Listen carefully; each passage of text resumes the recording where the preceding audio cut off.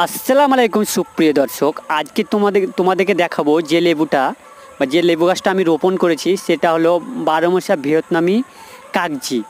এটা দেখো অনেক দিন আগে ধরে সেটা পুষ্টিকর হয়ে আছে। আর একদিকে দেখো ফুল এখন ফুটছে, আর কিছুটা